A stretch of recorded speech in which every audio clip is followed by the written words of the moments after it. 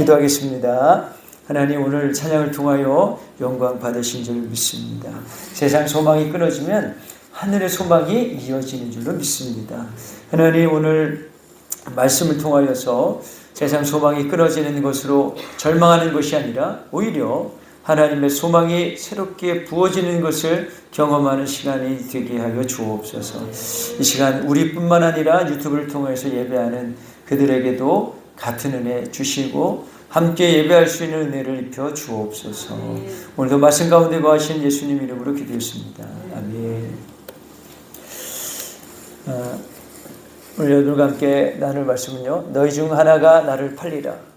제가 여러분들에게 이제 아침에 보내는 그 문자 중에 네 번째 날 보낸 문자입니다. 너희 중에 하나가 나를 팔리라. 우리가 40일 동안 우리가 사순절을 보내면서 우리가 주님이 이 최후의 만찬 이후에 어떤 삶을 사셨고 또 어떤 일들이 있었는지 함께 나누면서 주님의 그 비통했던 그 심정들, 또 고통당했던 그 순간들을 우리가 기억하면서 주님이 얼마나 우리를 사랑하셨는가를 우리가 몸소 체험하고 깨닫게 되어지기를 예수님 이름으로 축복합니다. 여러분들, 우크라이나 전쟁을 보면서요, 우리가 함께 생각하는 것이 있는데 무엇이냐면, 야, 어떻게 전쟁에서 자기의 목숨을 저렇게 버릴 수 있을까? 저 적진을 향하여서 어떻게 그 총탄이 날아오는 그 적진을 향해서 뛰어갈 수 있을까? 여기 계신 분들 하실 분 계십니까? 없으시죠? 네, 저도 못할 것 같아요. 그런데 실제 우리는 6.25 때 그 일을 경험하지 않았습니까? 그런데 그렇게 할 수 있는 이유가 뭘까요? 저는 단 한 가지라고 생각합니다. 나라 사랑이라고 생각합니다. 나라 사랑 곧 무슨 사랑입니까? 이 나라가 없으면 우리 가족도 존재하지 않는 거죠. 우리 가족을 위한 일이니까. 내 가족을 사랑하기에 기꺼이 내 한 목숨, 이 나라를 위해서 기꺼이 내 한 목숨 드릴 수 있다는, 바칠 수 있다는 거죠. 그 사랑, 그 중심이 그 빗발같이 쏟아지는 그 총탄 앞에서도 주저하지 않고 적진을 향해서 달려갈 수 있는 힘이 거기서 나오지 않는가 생각합니다. 마찬가지죠. 우리가 어떻게 이 성경에 있는 믿음대로 살 수 있을까요? 우리의 힘과 노력으로는 살 수 없지만 오직 하나님이 우리를 사랑하신 그 사랑, 예수 그리스도께서 십자가에서 이루신 그 십자가의 영광을 우리가 알 때 우리로 지혜로 얻을 수 있는 것이 아닙니다. 오직 성령의 은혜로서 우리 가운데 임하여 주시고 성령의 은혜가 우리 가운데 임하였을 때 비로소 우리는 그 수만 가지 중에 한 가지를 우리가 깨닫게 되는 거죠. 우리 그 사랑으로 기꺼이 우리는 이웃을 사랑할 수 있고요, 이 험난한 세상에서 기꺼이 우리는 사랑을 실천할 수 있는 그 한 걸음을 뗄 수 있는 것이죠. 그래서 성경에는 사랑하지 않는 자는 하나님을 알지 못하나니 그 속에 하나님의 사랑이 없다고 말씀하고 있는 거죠.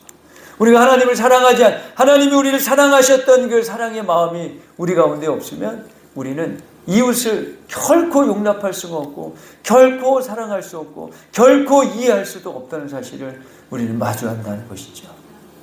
오늘 말씀을 통하여서 하나님이 우리를 얼마나 사랑하셨는가 저와 여러분들에게 발견되어지기를 예수님 이름으로 축복합니다. 성령님의 은혜가 저와 여러분들 마음 가운데 임하셔서 그 값없이 내어주신 그 사랑이 저와 여러분들 가운데 충만하게 깨달아지게 되어지는 은혜가 오늘 이 시간 우리 정함교회 위에 있기를 예수님 이름으로 축복합니다. 여러분들, 많은 사람들이 어려운 일을 당하면 제일 먼저 생각하는 일이 있습니다. 문제가 뭘까? 뭐가 문제지? 그렇게 문제를 찾는 거예요. 그런데 계속해서 반복되고 또 반복되는 어떤 실패들, 계속해서 그냥 끊어지지 않는 그런 어떤 불행한 일들이 계속해서 반복이 되어지면 우리는 그런 어떤 현상을 보고 이 현상을 어떻게 해결하지? 이 현상을 어떻게 하면 이 문제가 해결될까? 그 현상에 집중하는 경우들이 많이 있습니다. 그런데요, 사실은 그 현상을 보고 문제를 해결하는 것이 아니라 원인을 찾아야 되겠죠. 할렐루야. 그죠? 원인을 찾아야 그 현상이 없어지잖아요. 현상만 해결해 봐야, 그죠? 반복되어지는 거죠. 그래서 어떻게 원인을 찾는 거죠. 그래서 예수 믿지 않는 사람들은 어떻게 할까요? 점 보러 가는 거예요. 어디 어디 처녀보살이 아주 신령하다 그러면 거기 가는 거. 어디 박수무당이 신령하다 그러면은 그 어디를 그냥 산골짜기를 헤쳐서라도 거기를 간다는 거죠. 자, 혹시 여기서 전 보신 분들 계십니까? 마음으로 드세요. 손으로 들지 마시고. 네. 한 번쯤 우리들의 마음이 약해져서 전 좀 보러 가볼까? 제가 예전에 인천에 있을 때 우리 그 교회 앞에 빌라가 있었는데 우리 교회는 3층이고 사택이 2층이었거든요. 2층에 점집이 들어온 거예요. 이 사람들은 또 새벽에 가서 기도하러 가거든요. 12시에 가서 새벽 3, 4시에 와요. 기도하러. 그런데 저는 몇 시에 일어납니까? 새벽 4시에 일어나잖아요. 거기는 기도하러 갔다 오면은 그들 말로 얘기하면은 부정타게 목사님을 만나는 거야. 그러면 인사도 안 해. 부정 탄다고 인사도 안 하고 가. 평상시에는 인사 잘하거든요. 우리 그 아이가 딸이 있었어요. 딸이. 우리 교회도 오고 막 그랬거든요. 그런데 평상시에는 인사 잘하는데 꼭 기도하고 오는 날은 인사 안 해. 부정 탈까 봐. 근데 어떻게 됐을까요? 결국 거기 점집이 문 닫았습니다. 네, 문 닫았어요. 근데 우리도 모르게 점집을 찾아가게 되고요. 그게 이제 어떤 영적인 힘을 좀 빌려서 이 문제를 해결하려고 하는 그런 노력을 하는 거죠. 근데 우리 성도님들은 어떻게 합니까? 내가 무슨 죄가 많아서 이제 죄를 찾기 시작하죠. 그러다가 어떻게 합니까? 회개하기 시작하죠. 그런 은혜가 있기를 예수님 이름으로 축복합니다. 여러분들, 이런 문제, 반복되는 문제는 외부적인 문제도 물론 있겠지만 진짜 문제는 무엇이냐? 바로 내 안에 문제라는 사실을 우리는 깨달아야 된다는 것이죠. 오늘 여러분들 이 말씀을 통하여서 정말 어떻게 하면 문제의 현상이 해결되어지고 원인이 극복되어지고, 그리고 정말 어떻게 하면 정말 하나님께서 우리에게 주시는 은혜와 축복을 누릴 수 있는가, 그런 답이 저와 여러분들에게 있기를 예수님 이름으로 축복합니다. 자, 이게 뭘까요? 마시는 분은 제가 떡 하나 드리겠습니다. 뭘까요? 다들 모르시는군요. 집들이 청결하셔가지고 이걸 모르시나 보다. 이 이름이 뭐냐면 나방파리입니다. 나방파리. 얘는 힘이 없어가지고 물로 이렇게 뿌려도 그냥 죽는 애예요. 그냥 날지 못하고 그 자리에서 죽는 애예요. 아주 힘이 없어. 그런데 번식력이 얼마나 많은지 뒤돌아서면 막 방이 한가득이야. 지난 여름부터 우리 집에 나방파리가 한두 마리 생기더니 그냥 곳곳에 없는 데가 없는 거예요. 이런 현상이 나타났습니다. 그래서 제가 청소기를 들고 빨아들이면은 힘도 없이 후룩 빨려 들어와. 어디 도망가지도 않아. 빨아들이면 그냥 후룩 여기 빨려 들어와. 그래서 안방, 거실, 애들 방, 화장실 없는 곳이 없어. 그러면 일어나면 제일 먼저 하는 게 뭡니까? 나방파리 잡는 거야. 저녁에는 뭐 할까요? 나방파리 잡는 거야. 아침, 점심, 저녁 나방파리가 없는 거야. 그래서 계속 잡다 보면은 없어지겠지. 그런데 작년 여름에 있던 게 언제까지요? 지금까지 있는 거예요. 그래서 이걸 어떻게 해야 될까? 곰곰이 이제 추적을 하다 보니까 얘가 어디서 나오는지 그 원인을 찾았어요. 보조 주방에서 그 싱크대 밑에서 나오는 것 같아요. 거기 아무리 약을 줘도 계속 나오길래 이걸 어떻게 해결할 수 있을까 고민하다가, 그래, 거기 얘네들이 사는 데는 물가니까 물에다가 독약을 뿌려봐야 되겠다 해가지고 어떤 독약을 뿌렸냐면은 우리 목초액 있잖아요. 목초액을 한 사발을 부었어요. 그랬더니 첫날, 둘째 날, 셋째 날까지는 아무 이상이 똑같은 현상이 일어나다가 3일째부터 얘네들이 완전히 사라진 거예요. 할렐루야. 혹시 나방파리로 고통받는 분들이 계시면 제가 목초액을 한 사발 퍼드릴 테니까 원인 있는 데다가 부으시면 싹 해결될 줄로 믿습니다. 자, 한 병에 $1. 비싼가요? 그냥 가져가세요. 자, 처음에는 한두 마리였던 게 이렇게 막 벽에 다닥다닥 붙어 있습니다. 근데 이 현상을 해결하려고 노력하다 보니까 절대 해결이 안 돼요. 6개월, 7개월, 1년이 다 돼가도 해결이 되지 않는데 그 원인을 찾아서 목초액을 딱 뿌리니까 어떻게 됐습니까? 완전히 깨끗하게 된 줄로 믿습니다. 자, 우리는요, 어떤 현상에 집중하는 것이 아니라 그 문제의 원인에 우리가 집중해야 될 필요가 있다는 것을 제가 말씀을 드리는 겁니다. 그럴 때 그 문제의 원인에 집중해서 그 원인을 해결할 때 우리에게 반복되는 그런 문제들이 해결될 줄로 믿습니다. 반복해서 일어나는 그런 어려움과 힘든 일들이 해결되고 우리 하나님이 주시는 은혜와 평강을 누리게 될 줄로 믿습니다. 자, 오늘 여러분들과 함께 읽었던 말씀은 너희 중에 하나가 나를 팔리라. 이 말씀은 최후의 만찬 때 예수님께서 제자들에게 하셨던 말씀이에요. 그런데 이 최후의 만찬은요, 사복음서에 다 나와 있습니다. 사복음서에 나와 있는 이유가 뭘까요? 그만큼 중요하다는 얘기죠. 우리 한번 네 군데 한번 찾아보도록 하겠는데요. 같이 한번 읽어볼까요? 마태복음 26장 21절 시작. 그들이 먹을 때에 이르시되 내가 진실로 너희에게 이르노니 너희 중에 한 사람이 나를 팔리라 하시니. 마태복음에도 너희 중에 하나가 나를 팔 것이다, 기록되어 있죠. 마가복음에는 어떻게 기록되어 있을까요? 오늘 읽었던 말씀인데 14장 18절 시작. 다 앉아 먹을 때에 예수께서 이르시되 내가 진실로 너희에게 이르노니 너희 중에 한 사람 곧 나와 함께 먹는 자가 나를 팔리라 하시니. 예수님을 팔겠다고 하는 그 기사가 마태복음, 마가복음에 나와 있고 누가복음에도 이렇게 나와 있습니다. 22장 21절 시작. 그러나 보라, 나를 파는 자의 손이 나와 함께 상위에 있도다. 그죠? 예수님을 이제 팔려고 하는 그런 마음을 가진 사람, 그죠? 예수님을 팔려고 했던 사람이 주님과 함께 그 식탁에 있었다는 거죠. 자, 요한복음 13장 21절 같이 한번 읽어볼까요? 시작. 예수께서 이 말씀을 하시고 심령이 괴로워 증언하여 이르되 내가 진실로 진실로 너희에게 이르노니 너희 중 하나가 나를 팔리라 하시니. 자, 요한복음에는 조금 더 이제 주님의 마음을 실어서 기록하고 있죠. 이 말씀하시고 심령이 괴로워 증언하여 이르시되.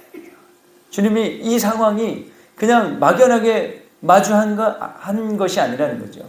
이 상황을 마주하는 것이 주님의 입장에서는 심령이 너무 괴로웠다는 거예요. 그러니까 한마디로 괴로워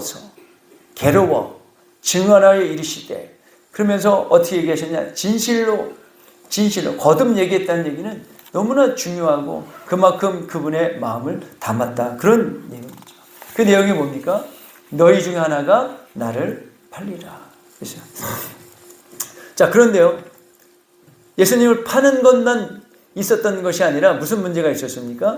이제는 제자들이 예수님을 부인하는 내용까지 기록되어 있다는 사실이죠. 그 모든 사복음 속에 다 기록되어 있습니다. 예수님을 파는 거는 한 사람이겠지만, 그죠? 한 사람만 미워하면 되겠지만, 그러나 아니라 이제는 베드로가 예수님을 부인할 것과 그리고 모든 제자들이 주님을 떠나버릴 것에 대해서 성경은 기록하고 있다는 거죠. 베드로가 주님을 3번 부인할 것이라고 하는 성경의 기록인데요. 마태복음 26장 34절입니다. 같이 한번 읽어볼까요? 시작. 예수께서 이르시되 내가 진실로 너에게 이르노니 오늘 밤 닭 울기 전에 내가 3번 나를 부인하리라. 주님의 심정이 느껴지실까요? 마가복음입니다. 14장 30절 시작. 예수께서 이르시되 내가 진실로 내게 이르노니 오늘 이 밤 닭이 2번 울기 전에 내가 3번 나를 부인하리라. 그죠? 닭이 3번 울고 2번 울고 베드로가 주님을 3번 부인하고 나니까 그제서야 3번째 닭이 울더라. 그래서 그때 주님께서 베드로에게 하신 말씀이 생각이 나서 괴로웠다고 하는 그런 우리 성경 기사를 우리가 잘 알고 있죠. 자, 누가복음에는 이렇게 기록하고 있습니다. 22장 34절 시작. 이르시되 베드로야 내가 내게 말하노니 오늘 닭 울기 전에 내가 3번 나를 모른다고 부인하리라 하시니라.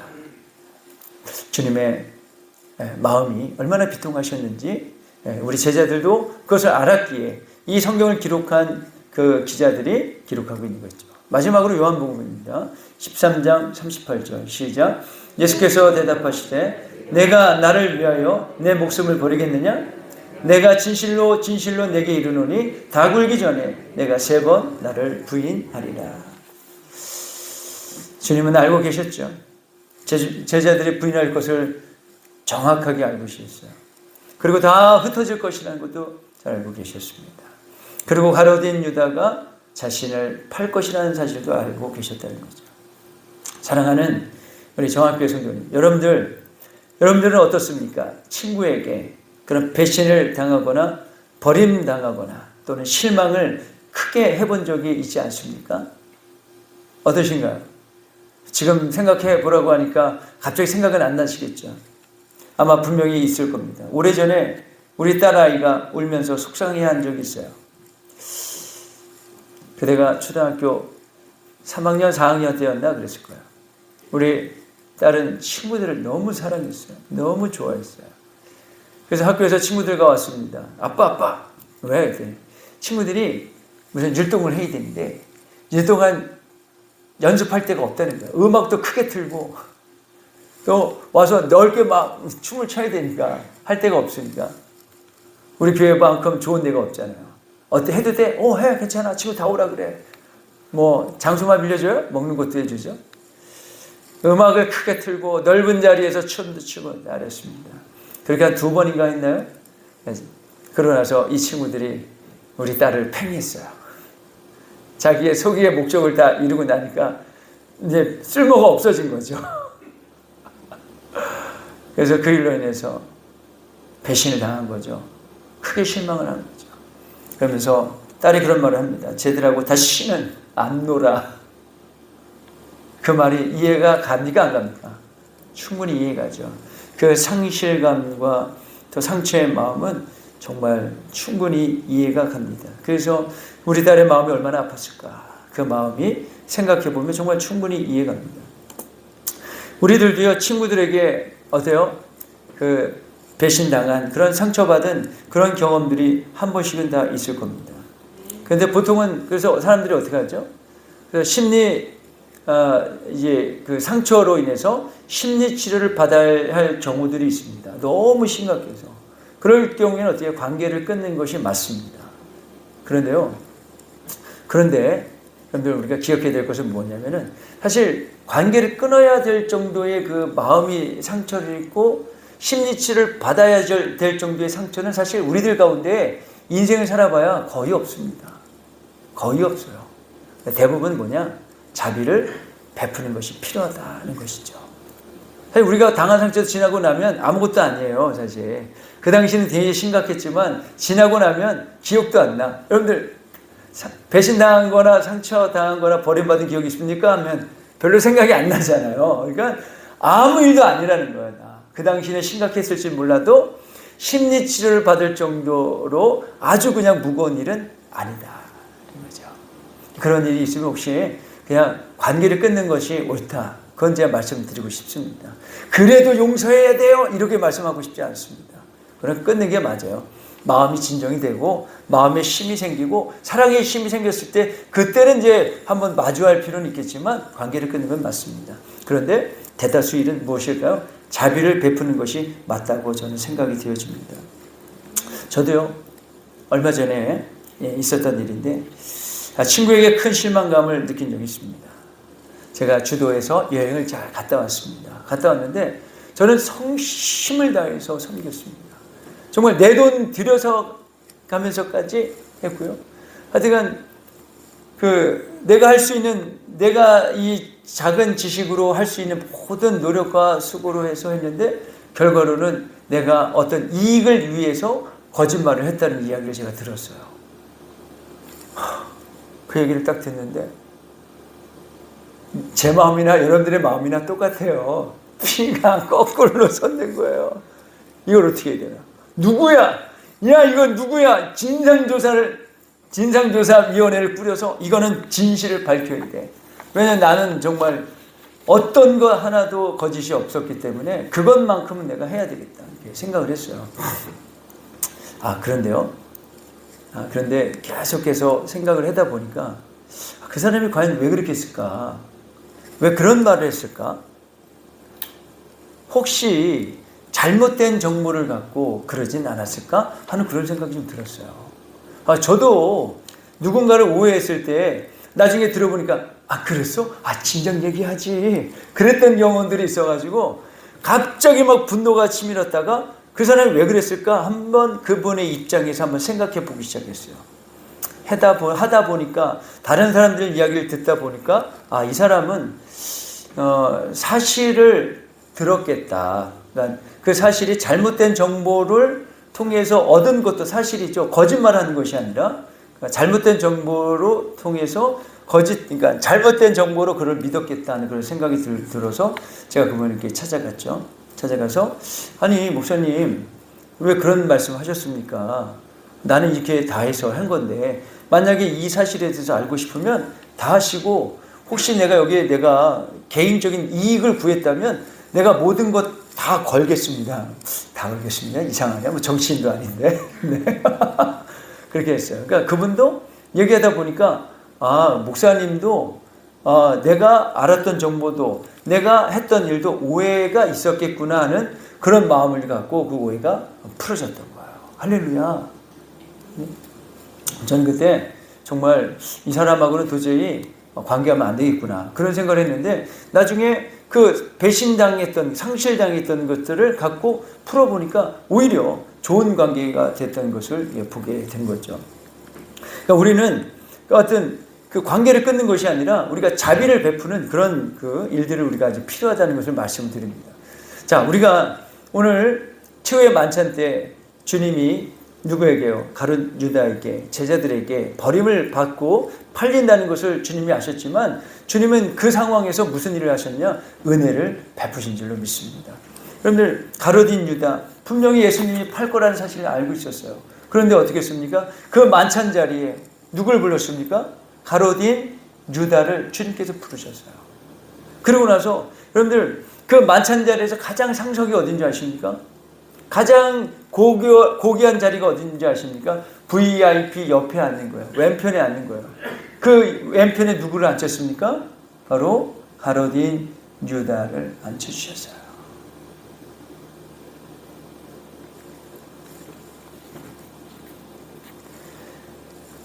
유다가 제사장들에게 자신을 팔 것이라는 것을 알면서도 주님은 유다도 그 식탁 자리에 오도록 배려해 주셨다는 거죠. 사람들이 묻습니다. 누가 주님을 팔 것이냐? 주님, 누가 팝니까? 접니까? 그럴 때도 주님은 이렇게 말씀하시죠. 같이 한번 읽어볼까요? 마가복음 14장 18절 시작. 다 앉아 먹을 때에 예수께서 이르시되 내가 진실로 너에게 이르노니 너희 중에 한 사람 곧 나와 함께 먹는 자가 나를 팔리라 하시니. 그 마음을 드러내셨잖아요. 그죠? 드러내셨어요. 옆에 앉아있는 가룟 유다에게 하시는 말씀이에요. 그냥 은혜를 베푸는 거죠. 마음을 돌이킬 수 있도록. 여기는 조금 더 우리가 좀 묵상이 더 필요하지만 예수님은 반드시 팔려야만 하고 십자가에 죽으셔야만 하는 것이 하나님이 정해놓으신 구원의 길이죠. 그런데 주님은 그 가룟 유다를 불쌍히 여기시고 그 이후에 있을 일을 아마도 염려하지 않으셨나 그렇게 생각합니다. 괴로워 심정이 고통스러워 받을 그 가룟 유다에 대한 사랑의 말씀으로 이 말씀을 하지 않으셨을까 그런 생각을 해봅니다. 주님은 식사를 하고 나서 주님을 3번이나 부인할 그 베드로를 알고 계시면서도 예수님을 다 도망가고 피하고 도망갈 그 제자들에게 발을 씻겨주셨다는 거예요. 주님의 심령이 어떠셨을까? 그대의 마음은 정말 자비롭고 사랑이 넘치고 긍휼이 넘치는 마음이 아니셨을까? 그렇게 생각이 되십니다. 이 시간이 지나면 주님이 당해야 될 그 무지막지한 그 고통 가운데서도 제자들의 발을 씻겨주셨다는 거예요. 그 3년 동안 쫓아다녔던 그 제자들을 향하여서 은혜와 사랑을 베풀며 그리고 만찬을 하실 때 이렇게 말씀하시죠. 14장 24절 시작. 이르시되 이것은 많은 사람 위하여 흘리는 나의 피 곧 언약의 피니라 하고 주님은 자신의 길을 멈추지 않고 걸어가셨던 것이죠. 사랑하는 우리 저와 함께 성도님, 여러분들, 우리도 모르는 사이에 우리는 누군가가 우리에게 어렵게 하고 힘들게 하고 또는 배신하거나 거절하고 했을 때 우리도 모르는 사이에 단절해 버린다는 거죠. 그런데 그 단절은 뭘까요? 바로 축복의 통로를 막는 행위라는 거예요. 여러분들, 우리가 그냥 제가 농담 삼아도 얘기하지만 여러분들, 형통이 어떻게 형통이 됩니까? 제일 먼저 뭡니까? 만사 형통하려면 제일 먼저 뭐 해야 돼요? 굉장히 어려운 문제를 제가 내고 있죠. 자, 신통하면, 그죠? 신통이죠. 하나님과 통해야죠. 두 번째는, 신통하면 그 다음에 뭐예요? 인통이죠, 인통. 그죠? 사람과 단절이 돼버린다는 거죠. 우리도 모르는 사이에. 말씀을 비밀로 해서, 쟤는 죄인이야. 그러면서 단절해버린다는 거죠. 저래서 안 돼. 쟤하고는 난 못 사겨. 단절해버린다는 거죠. 그리고 하나님과 통하면 그 다음에 사람과 통해야 된다는 거예요. 그러면 사람과 통하면 그가 가지고 있는 어떤 그 지경들을 통하여서 물통하게 되어지죠. 신통, 인통, 물통하면 뭐 더 이상 뭐가 필요하겠습니까? 그러니까 만사형통이라고 얘기했죠. 우리는 이 단절을 우리는 아무 거리낌 없이 단절할 때가 너무도 많습니다. 그런데 그 단절을 통하여서 하나님이 우리에게 베풀고자 하시는 그 은혜와 축복이 단절된다는 사실을 우리는 깨닫지 못한다는 거죠. 왜 우리에게 어려운 일들이 반복이 될까? 여러분들, 우리도 모르는 사이에 이웃과의 단절, 하나님과의 단절들이 있다는 사실을 여러분들 기억해 주시기를 바랍니다.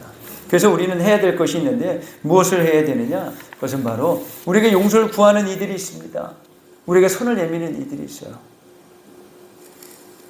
마음이 애끓어서 그걸 회복하고 싶어하는 그런 친구들이 있어요. 그럴 때 여러분 어떻게 되겠습니까? 너 내 눈에 흙이 들어가도 안 봐. 그렇게 하시겠어요? 그러면 여러분들, 정말 하나님이 예비해 두신 축복이 단절돼 버려요. 그럴 때 여러분들의 자녀들에게도 그 축복이 단절된다는 거예요. 제가 여러분들 기도할 때마다 가정에 흐르는 저주가 끊어져라고 기도하지 않습니까? 그 이유가 바로 이런 거예요. 용서를 구하는 이들에게 우리가 용서하고 화목하고 회복할 수 있기를 축복합니다. 우리도 모르는 사이에 계속 단절하면 우리 가정에 내려오는 그런 어려운 일들이 계속해서 반복이 되어지는 거예요. 우리 하나님은 회복을 통해서, 관계의 회복을 통하여서 신통하고 인통하고 물통하기를 원하시는 줄로 믿습니다. 여러분들, 누군가 여러분들에게 용서를 구하는 이들이 있다면 그럼 용서할 수 있기를 예수님 이름으로 축복합니다. 자, 그리고요, 두 번째 중요한 일이 있는데 뭐냐면, 속상한 일을 당했다면 어떻게 해요? 그 친구에게 찾아가서 내가 느꼈을 실망감과 감정들을 털어놓으면 어떨까요? 그래, 너 끝! 얘기하지 말고, 우리가 정말 좋았던 친구들이잖아요. 사랑했던 친구들이잖아요. 사랑했던 사람들이잖아요. 어떤 한 가지 일로 인해서 우리가 단절하는 것이 아니라 어떻게 해요? 찾아가서, 야, 너 어떻게 그럴 수 있어? 내가 너를 얼마나 믿고 신뢰했는데 너 어떻게 나한테 이럴 수 있어? 그러면 저는 이제 관계가 회복이 된다고 생각합니다. 정말 악질이고 나쁜 사람이라면 내가 언제 얘기하겠지만, 보통은 마음을 아파하는 사람들은요, 미안해, 내가 미쳤나 봐, 내가 뭐에 홀렸나 봐, 그러면서 아마 마음을 털어놓으리라 저는 믿습니다. 그래서 먼저 우리가 속상한 일, 네가 어떻게 나한테 그럴 수 있니? 내가 그 일로 얼마나 마음이 아파했는데, 내가 너를 얼마나 귀하게 여기는데 너가 어떻게 나한테 그럴 수 있어? 따지려고 하는 것이 아니라 어떻게 해요? 회복하려고. 그죠? 하다 보면 미안해, 내가 잘못했어. 내가 그런 줄도 몰랐네. 나도 오해했네. 그러다 보면 그 마음에 하나님의 은혜가 충만하게 임하여서 우리가 단절되었던 그런 마음에 하나님의 은혜가 임하면 모든 것이 풀어지고 모든 것이 회복되어지고 모든 스트레스가 날아가 버리고, 그죠? 모든 막힌 것들이 열려지게 될 줄로 믿습니다. 여러분들, 할 수만 있다면 먼저 여러분들이 누군가 여러분들에게 배신하고 거절했던 사람이 있다면 우리가 찾아가서 먼저 용서하거나 할 수 없다면 먼저 우리가 이 자리에서 그들을 이해하고 용납할 수 있는 저와 여러분들이 될 수 있게 축복합니다. 할렐루야. 그럴 때 반복되어지는 우리의 어려움들이 끊어지고요, 원인도 알 수 없는 그런 어려움들이 저는 끊어지리라 확실히 믿습니다. 우리 하나님 그런 하나님이시기 때문에 그렇습니다. 그래서 우리가 배신과 거절을 알면서도 그들을 긍휼히 여기시고 사랑하신 주님을 닮아가는 저와 여러분이 될 수 있길 축복합니다. 그럴 수 있겠죠. 누구 때문이 아니라 주님이 우리에게 베푸신 그 사랑이요. 나도 그렇게 하지 못했는데 먼저 다가오셔서 내게 사랑과 은혜와 자비를 베푸신 그분을 우리가 신뢰하고 우리가 먼저 어떻게 해요? 용서를 구하는 이들에게 손을 먼저 잡아주고 그리고 또 내가 단절해가지고 두려워하고 있는 이들에게 먼저 또 찾아가서 우리가 함께 마음을 나눌 수 있는 우리 저와 함께 모든 성도님들 되어서 반복되어지는 그 어려움과 고통이 아니라 이제는 정말 하나님이 부어주시는 축복이 임하는 우리 저와 함께 모든 성도님들 되시길 축복합니다. 자, 우리 이 시간요 주여 한번 해주고 이 두 가지 녹화 한번 기도하겠습니다. 하나님, 용서를 구하는 이에게 용서하고요. 그리고 단절했던 친구들에게 먼저 찾아가서 내 서운한 마음을 털어놓을 수 있는 그런 힘, 화복하려고 하는 그 힘, 그리고 주님을 닮아가려고 하는 은혜를 주옵소서. 우리 주여 한번 해주고 통성으로 기도합니다. 주여, 우리 하나님 감사합니다. 우리도 모르는 사이 우리가 단절하는 그 사이에 아버지 하나님, 하나님의 은혜가 막히고 아버지 하나님이여 저주가 임하고 질병이 오게 되어지는 그런 절망되는 일들을 우리가 경험하지 않습니까? 하나님, 그 모든 일들이 아버지 하나님의 현상인데, 그러나 아버지 그 원인은 우리도 모르는 사이에 우리가 아버지 버리고 있는 그 단절입니다. 우리 아버지 하나님 이 시간에 함께하여 주옵소서. 아버지 하나님이여, 용서를 구하는 이들, 그들에게 내가 먼저 따뜻한 말을 건넬 수 있는 주님의 사랑을 하는 자비롭고 자애로운 우리 정함교회 성도들이 되게 하여 주옵소서.